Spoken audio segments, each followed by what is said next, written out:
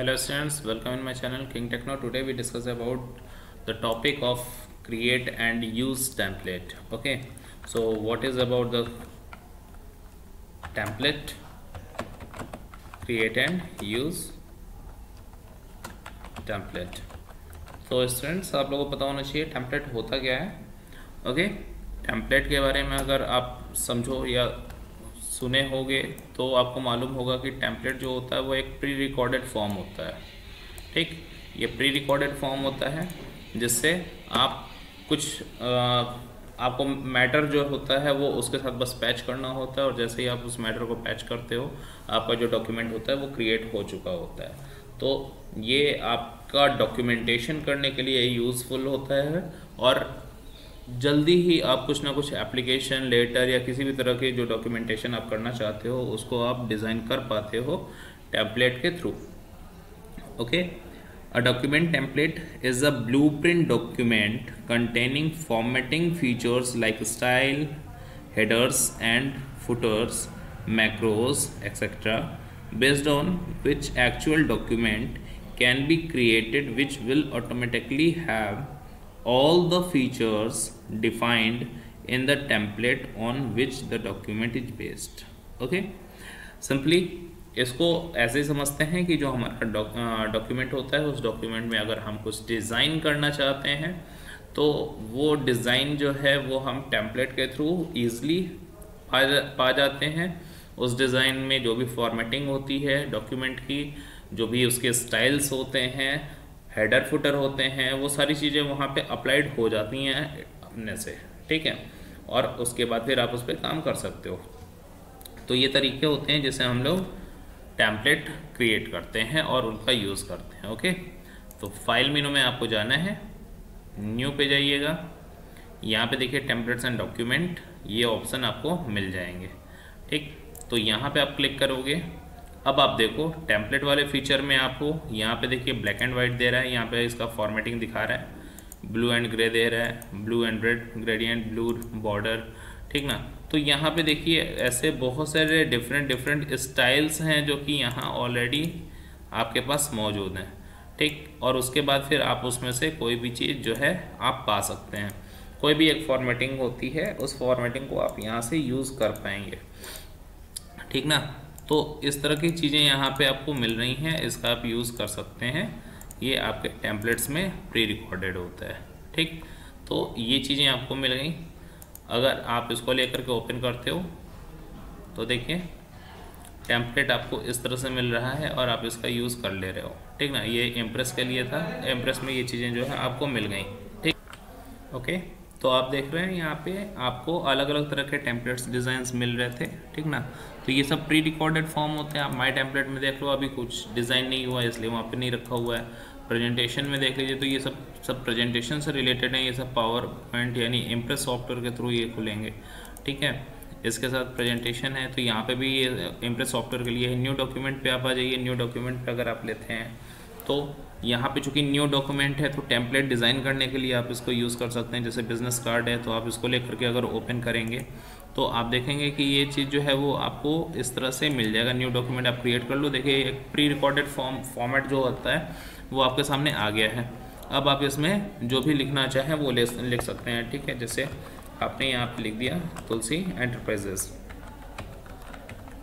ठीक, तो ये चीज़ जो है वो एक तरह की डिज़ाइन है और आपको टेम्पलेट के थ्रू ज़रूर मिल गई. आप देखो यहाँ पे आपको देख के क्या लग रहा है कि ये क्या चीज़ है. तो मेलिंग का ऑप्शन है तो जाहिर सी बात है यहाँ पे ईमेल होगा तो आप यहाँ पे लिख सकते हो xyz@gmail.com. ठीक ना, तो यहाँ पे आपका इस तरह से कॉन्सेप्ट बैठ गया. ठीक ना, यहाँ पे फ़ोन नंबर दिख रहा है तो आप यहाँ पे नंबर दे सकते हो, कुछ भी जो आपको लगे कि हाँ ये आपका मोबाइल नंबर हो सकता है ना. यहाँ पे कंप्यूटर है, ये है तो ये सब ऑप्शन है जो कि टेम्पलेट्स के थ्रू आप इसको डिज़ाइन कर सकते हो डायरेक्ट. ओके, तो ये आपने टेम्पलेट का एक व्यू देखा. अगर आप चाहते हो, आप खुद से भी कुछ डिज़ाइन करना चाहते हो कि टेम्पलेट को आप अपने लिए फिर से डिज़ाइन कर लो, तो आप ये भी काम यहाँ पे कर सकते हो. ठीक ना, आप अपने टेम्पलेट्स को खुद भी डिज़ाइन यहाँ पे कर सकते हो. ठीक, इसके लिए आपको क्या करना होगा, आप फाइल मेनू पे जाएंगे और यहाँ आपको टेम्पलेट ऑप्शन नीचे भी दिख रहा है ना, तो यहाँ पे ऑर्गेनाइज का है. तो इसके लिए अभी हम पहले काम करते हैं, एक न्यू फाइल ले लेते हैं। तो ये हमारी न्यू फाइल है, ठीक है, ये अभी ब्लैंक है।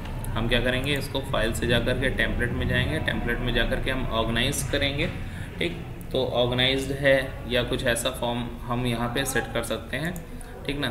तो यहाँ पे आपको ऑर्गेनाइज अगर करना है तो बिज़नेस कार्ड या कुछ इसको लेकर के आप ऑर्गेनाइज कर सकते हो, ठीक। या तो फिर आपको लगता है कि नहीं छोड़ो ये सब चीज़ें ऐसे नहीं करना है, आपको इस तरह से सेट करना है कि आपने यहाँ पे नेम रख लिया, फादर नेम रख लिया, एड्रेस रख लिया, ओके, फ़ोन नंबर रख लिया। तो ये सब चीज़ें जो हैं वो आपको यहाँ पे मिल जाएंगी।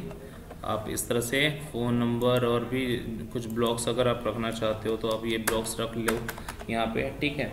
और इसके बाद अगर आपको लगता है कि आपकी चीज़ें ओके हो गई हैं टेम्पलेट डिज़ाइन के लिए और आपने इतनी चीज़ें बना ली हैं, तो आपको क्या करना है, इसमें फाइल पे जा कर के टेम्पलेट वाले ऑप्शन में एंट्री करना है और यहाँ पे सेव वाले ऑप्शन पे क्लिक करना है, ठीक ना। यहाँ पे न्यू टेम्पलेट ऑप्शन दिख रहा है, तो आप यहाँ पे लिख सकते हो माई न्यू टेम्प, ठीक है। ये हमने इसका नाम दे दिया है माई न्यू टेम्प, ओके। और ये माई टेम्पलेट्स में जो है वो जाएगा, इसको हम ओके कर देते हैं, ओके स्टूडेंट्स। अब हमको करना है, एक न्यू फाइल लेनी है, न्यू फाइल लेकर के फिर वापस जाना है फाइल में, यहाँ पे टेम्पलेट्स एंड डॉक्यूमेंट लेना है और यहाँ आपको सर्च करना है कि आपकी वाली फाइल किस जगह पे मौजूद है। तो माई टेम्पलेट में जाते हैं और यहाँ देखते हैं, यहाँ पे हमको माई न्यू टेम्प दिख रहा है, तो हम इसको लेकर के ओपन कर सकते हैं। जैसे ही इसको ओपन करेंगे तो स्टूडेंट देखिए हमारी फाइल जो है वो कोई फाइल नहीं ओपन हुई है, ये नई फाइल जो थी अनटाइटल्ड 6 उसी में ओपन हो गया है और ये प्री रिकॉर्डेड जो कमांड्स थे वो यहाँ पे ऑलरेडी रखे हुए हैं, ठीक। ये जो कॉलम बने हैं नेम के, अब आप यहाँ पे लिख सकते हो इट्स ABC और इसके बाद आपने यहाँ पे रख लिया XYZ, ठीक। एड्रेस वाराणसी, ठीक। फ़ोन नंबर आप रख लो कुछ भी 1 2 3 4 5, ठीक।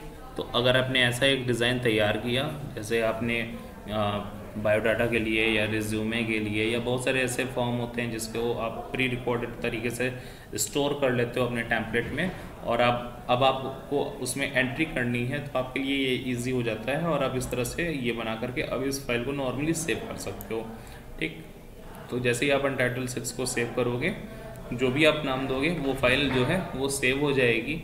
सेव होने के बाद वो फाइल आप उस तरह से ही देख सकते हो, ठीक है। तो ये आपकी एक फ़ाइल तो बन गई, इस फाइल को अब हम बंद कर लेते हैं और फिर से फाइल में जाते हैं, न्यू पे जाते हैं, वापस से टेम्पलेट खोलते हैं और फिर वही माई न्यू टेम्प को लेकर के ओपन कर देते हैं।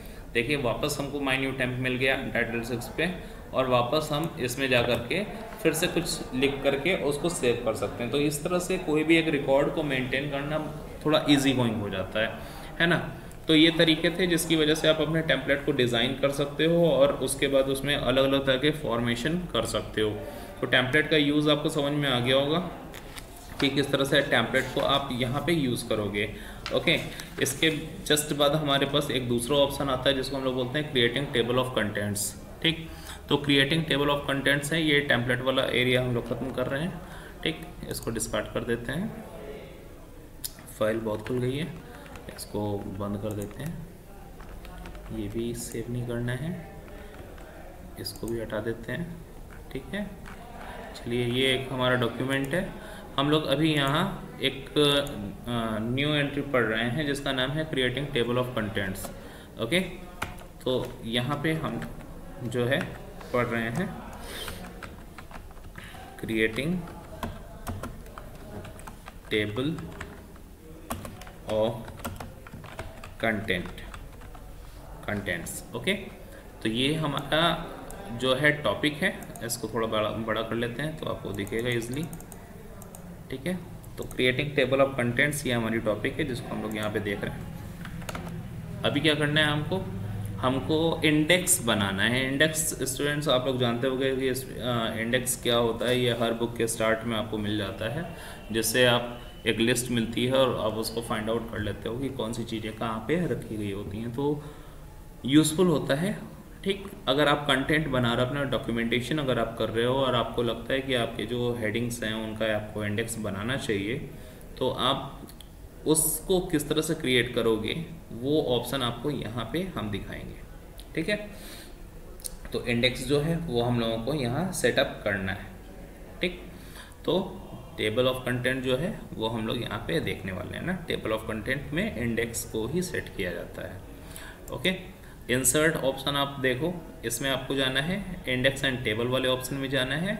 यहाँ पे आपको एंट्री मिल रही है, इंडेक्स एंड टेबल्स मिल रहा है और बाइबिलियोग्राफी एंट्री मिल रही है। ठीक, आप क्या करना है, आपको एंट्री में जाना है। एंट्री में गए, अब आपको क्या करना है, यहाँ पे देखिए अल्फ़ाबेटिकल इंडेक्स है। ठीक, टेबल ऑफ कंटेंट है, यूज़र डिफाइंड है, तो हम अल्फ़ाबेटिकल इंडेक्स में चलते हैं और ये पोर्शन जो है इसको हम लोग सेलेक्ट कर लेते हैं। ठीक है, ये सेलेक्ट करते हैं और इस पर क्लिक कर देंगे। ये देखिए एंट्री वाले ऑप्शन में है इंपॉर्टेंस ऑफ कंप्यूटर, जो यहाँ पे हेडिंग दिया हुआ था वो यहाँ पे आ गया, इसको इंसर्ट कर लेंगे। ठीक, इसके बाद फिर हमको क्या करना है, हम नीचे जाएंगे, वापस इसको क्लिक करेंगे और इसको भी इंसर्ट करा लेंगे। जो मेन हेडिंग्स हैं उनको हम लोग इंडेक्स में यूज़ करेंगे। ठीक है, इसको क्लिक किया और आप देखो यहाँ पे जिसको आप सेलेक्ट करते हो वो चीज़ यहाँ पे आ जाती है। ठीक ना, तो ये चीज़ जैसे ही आप यहाँ पे क्लिक करोगे आप इंसर्ट करा सकते हो। ओके, इसके बाद आपको थर्मोमीटर मिल रहा है, इसको क्लिक किया, यहाँ क्लिक किया और इंसर्ट करा लिया। ठीक, यहाँ पे आपके पास स्पीडोमीटर है, इसको आपने यहाँ सेलेक्ट किया, सेलेक्ट करने के बाद यहाँ क्लिक करते हैं, स्पीडोमीटर देखिए यहाँ आ गया, इसको इंसर्ट कर लेंगे। ओके, इसके बाद फिर हम लोग फिर आगे बढ़ेंगे और मेन फ्रेम कंप्यूटर जो है इसको सेलेक्ट करेंगे, यहाँ क्लिक करेंगे, इंसर्ट करा लेंगे। ठीक, तो जो नंबर ऑफ एंट्री है वो हमारे पास इस तरह से मिल रही है। ठीक, इंसर्ट हमने करा लिया। देखते हैं कंटेंट हमारे पास इतने ही हैं, हम थोड़ा सा और आगे चलते हैं नेक्स्ट पेज पे। तो ये नेक्स्ट पेज पे आ गए हैं, हम लोगों ने यहाँ पे कई सारी एंट्री जो है वो करा ली है। अब इसको क्लोज कर देते हैं। ठीक, क्लोज हो गया। अब हमको क्या करना है, वापस से इंसर्ट में जाना है, इंडेक्स एंड टेबल ऑप्शन में जाना है। अब सेकंड ऑप्शन है इंडेक्स एंड टेबल का, इसको क्लिक करेंगे। यहाँ पे देखिए आपके सामने ऑप्शन आ गया है, यहाँ पे बहुत सारे ऑप्शन हैं, एंट्रीज हैं, स्टाइल्स है, कॉलम्स है, सबका अलग अलग फॉर्मेटिंग है। ठीक, तो आपको इंडेक्स एंड टेबल में जाना है। यहाँ पे ये जो टेबल ऑफ कंटेंट है इसको क्लिक करना है। आपने सेलेक्ट किया था अल्फ़ाबेटिकल इंडेक्स, आपको क्लिक कर देना है। ठीक है, अब यहाँ पे एप्लीकेशन इंडेक्स है, यहाँ पे आप इसको सेट कर लो। आपको जो भी मेन टाइटल देना है आप वो दे सकते हो। ठीक, तो हम यहाँ पे दे देते हैं टेबल ऑफ कंटेंट, ये हमारा टॉपिक होगा। ठीक है, तो टेबल ऑफ कंटेंट ये हमारी टॉपिक हो गई है। अब हमको क्या करना है, इसको ओके कर देना है। हमने अल्फ़ाबेटिकल इंडेक्स ले लिया क्योंकि ये वहाँ पे भी सेलेक्ट हुआ था, इसको ओके कर दिया। अब आप देखिए यहाँ पे आपके सामने ऑप्शन आ रहे हैं, टेबल ऑफ कंटेंट आपको मिल गया है according to purpose, according to technology, importance of computers, mainframe, mini computer, speedometer, thermometer. अब देखो ये अल्फ़ाबेटिकल सेटअप है। ठीक, और ये अल्फ़ाबेटिकल सेटअप है और यही हेडिंग्स जो हैं वो आपके यहाँ पे भी मिली हुई थी, mini computer, mainframe computer. ठीक, तो इस तरह के ऑप्शन देखिए, according to purpose, according to technology, यही सब चीज़ें जो हैं वो आपके यहाँ पे बन गए। तो आप देखो ये एक इंडेक्स लुक दिख रहा है। ठीक, और यही चीज़ जो है वो यूज़ की जाती है। अब इसके डिफरेंट फॉर्मेट्स हैं, तो आप उन फॉर्मेट्स को अप्लाई कर सकते हो, चेंज कर सकते हो। ठीक ना, तो ये सब चीज़ें जो है वो आप यहाँ पे यूज़ कर पाओ। ओके स्टूडेंट्स, तो ये आपका देखिए टेबल ऑफ कंटेंट स्टार्ट है, बन गया है। अगर आप इसमें कोई और चेंज करना चाहते हो, जैसे कि आपको लगता है कि ये मेन फ्रेम कंप्यूटर, ये आपकी हेडिंग नहीं होगी, ठीक ना, तो आप इसको क्या करोगे, इसको सेलेक्ट करो और इसको डिलीट कर दो। डिलीट करने के बाद फिर आप क्या करोगे, यहाँ पे देखिए, यहाँ पे मेन फ्रेम कंप्यूटर अभी दिख रहा है, आपको इस पर राइट क्लिक करना है। राइट क्लिक करके ये अपडेट वाले ऑप्शन पर क्लिक कर देना है। आप देखो यहाँ मेन फ्रेम कंप्यूटर हट गया, चूँकि आपने वहाँ से डिलीट कर दिया था, ये यहाँ पे भी हट गया है। इस तरह के ऑप्शंस आपको मिलेंगे जो कि आपके इंडेक्स एंड टेबल से रिलेटेड थे। तो आपका ये जो creating table of content concept था वो आपको बता दिया गया है। आप इस पर थोड़ा प्रैक्टिस करके आप देख सकते हो कि आपने बहुत सारी चीज़ें जो हैं वो सीखी हैं, और ये बहुत यूज़फुल होता है जब आप लोग डिजिटल डॉक्यूमेंटेशन करते हो उसके लिए। तो डिजिटल डॉक्यूमेंटेशन का ये पार्ट जो है वो खत्म होता है। Thank you, have a nice time.